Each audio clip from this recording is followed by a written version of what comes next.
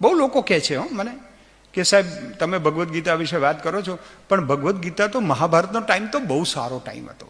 It was સચ a good time. હવે અત્યારનો તો કળિયુગ છે, હવે અહીંયા ભગવદ્ ગીતા ક્યાં? મારા ભાઈઓ અને બહેનો, no time is good time, no time is bad time. એ વખતનો સમય પણ એટલો જ ખરાબ હતો જેટલો આપણો છે. નહીં તો વિચાર તો કરો, ફર્સ્ટ ફેમિલી, હસ્તિનાપુરનું એક કુળવાન ક્ષત્રિય, એટલા મજબૂત પરિવારમાં જેની ટ્રેડિશન ભીષ્મ પિતામહે ઘડી હોય, એવા કુટુંબમાં પુત્રવધૂને વાળ પકડીને ખેંચી અને સભામાં લાવીને એના વસ્ત્રાહરણની માગણી કરે, એ કોઈ સારો સમય કહેવાય? તો ખરાબ સમય હતો. એટલે અર્જુને કહ્યું કે હું આ બધાને મારું, આ તો બધા પૂજ્ય છે. એટલે કે ના, તારે એને મારી જ નાખવા પડશે, નહીં તો આવતીકાલે આ દેશમાં સ્ત્રીઓ સલામત નહીં રહે આ પૃથ્વી ઉપર. આ લોકોએ સ્ત્રીઓનું અપમાન, એક સ્ત્રીનું અપમાન થયું હતું ત્યારે મૌન રહ્યા હતા. They should be killed, they should be punished.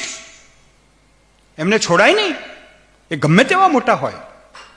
ચમરબંધી શબ્દ આપણે બહુ સહેલાઈથી વાપરીએ છીએ, પણ કૃષ્ણે બરાબર એને કહ્યું કે આ લોકો દે ડિઝર્વ ટુ બી પનિશ્ડ. ગમે તે માણસ હોય, તમે સ્ખલન થયું તમારું, તો યુ શુડ બી પનિશ્ડ. તમારા કર્મનો તમને બદલો મળવો જ જોઈએ, પનિશમેન્ટ મળવી જ જોઈએ.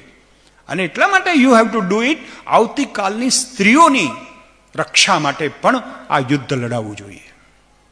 એટલે પેલો ભાઈ બહુ આર્ગ્યુમેન્ટ કરે છે, ઇન્ટેલેક્ચ્યુઅલની માફક આર્ગ્યુમેન્ટ કરે. ઇન્ટેલેક્ચ્યુઅલ થવામાં બહુ ફાયદો થઈ ગયો છે હમણાં. તો શું, જરા કડક કોફી પીવો, જો સંસ્કારોનો વધારે થોડો અભાવ હોય તો સિગરેટ પીવો, એનાથી વધારે અભાવ હોય તો નરેન્દ્ર મોદીને 2 ગાળ દો, એટલે તમે ઇન્ટેલેક્ચ્યુઅલ. બહુ સહેલું થઈ ગયું છે ઇન્ટેલેક્ચ્યુઅલ. અમે તો બહુ બૌદ્ધિક છીએ. મેં કીધું તમે બૌદ્ધિક નથી, તમે બુદ્ધિજીવી છો. બુદ્ધિજીવી એ વસ્તુ જુદી છે અને બૌદ્ધિક હોવું જુદું છે. એમ રૂપજીવી નહીં હોય છે ને, એમ બુદ્ધિજીવી. આપણે બૌદ્ધિક થવું છે, આપણે ઇન્ટેલેક્ચ્યુઅલ થવું છે. અને એટલા માટે કૃષ્ણની પેલાનું જે કન્ફ્યુઝન છે ને, બહુ ભણેલો માણસ હોય છે ને, એનો આ પ્રોબ્લેમ છે. આજે છોકરાઓને એક વાક્ય બહુ ગમ્યું, એ મને શેર કરવા માંગુ છું. આ દેશને અભણ લોકોએ જેટલું નુકસાન કર્યું છે ને, એના કરતાં વધારે ભણેલાઓએ કર્યું છે. અને એનાથી પણ વધારે ભણેલા અભણોએ કર્યું છે. જે લોકો ભણેલા છે પણ માનસિક રીતે અભણ છે, એમને ખબર જ નથી કે શું કરી રહ્યા છે, દેશના હિતમાં શું છે, સંસ્કૃતિના હિતમાં શું છે. હું ટીકા નથી કરતો કોઈની, પણ વિચાર કરજો, બાળકની માસૂમિયતનો ગેરલાભ લઈને આપણે એની ભાષા એની પાસેથી ઝૂંટવી લઈએ છીએ, અંગ્રેજી માધ્યમમાં મૂકી દઈએ છીએ. આપણને એમ છે કે IAS થઈ જાય, અમેરિકા જતો રહે. એવું કશું નથી. મને કોઈ ભાઈ કહેતા હતા કે તમારા ગુજરાતીઓને અંગ્રેજી બહુ નબળું છે. મેં તમારા દેશ, તમારા પ્રાંતમાંથી કોઈ નોબેલ પ્રાઇઝ મળ્યું હોય તો મને લિસ્ટ આપજો. એવું કંઈ હોતું નથી. અને ગુજરાતીઓ 126 દેશમાં છે. કોઈ રાજદૂતે એવી ફરિયાદ નથી કર્યું કે ગુજરાતીના નબળા અંગ્રેજીના લીધે એમની અર્થતંત્રને નુકસાન થયું હોય. ઓન ધી કોન્ટ્રરી, ગુજરાતીઓ જ્યાં ગયા છે ત્યાં પ્રોસ્પેરિટી વધી છે, સમૃદ્ધિ વધી છે, શાંતિ વધી છે. કારણ કે આપણા લોહીમાં વૈષ્ણવજન તો તેને રે કહીએ જે પીડ પર આવી જાણે રે, એ આપણે શીખવાડીએ છીએ. માતૃભાષા મફતમાં મળે છે, પાણીના પૈસા આપવા પડે છે, ગેસના પૈસા આપવા પડે છે. માતૃભાષા આપણને મફત મળે છે, એટલે આપણને એની કિંમત નથી, માતૃભાષાની કિંમત નથી.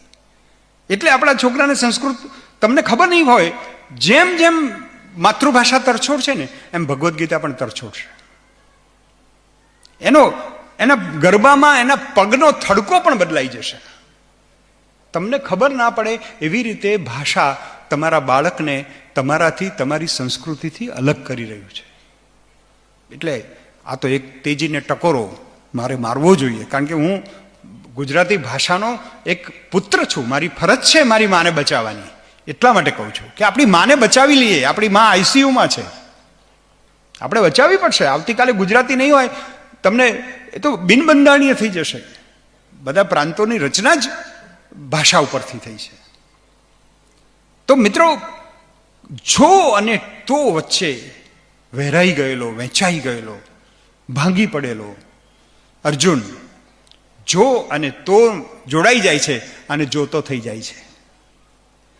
જે જોતો કરે તમે યહ પશ્યતિ સહ પશ્યતિ, આ રીતે જે જુએ છે એ જુએ છે. એ ભગવદ્ ગીતાનું આ મંત્ર છે. ભગવદ્ ગીતામાં ભગવાન એકદમ જબરજસ્ત, હું મોડર્ન ભાષામાં વાત કરું તો અત્યારે મોડર્ન સમય શું છે, નાવ, હાઉ એન્ડ વાવ, બધા કંઈ પણ હોય ને વાવ વાવ, મેં કીધું વાહ, હવે એમાં કશું ના થયું હોય, 42 રૂપિયાનો શર્ટ પહેરીને નીકળ્યો હોય અને 6 મહિનાથી કસરત ના કરી હોય, એ પાછો રૂપાળો લાગે એમ કે આપણને એમાં શું વાવ, પણ વાવ. તો આ વાવ, now and how, that is Bhagavad Gita.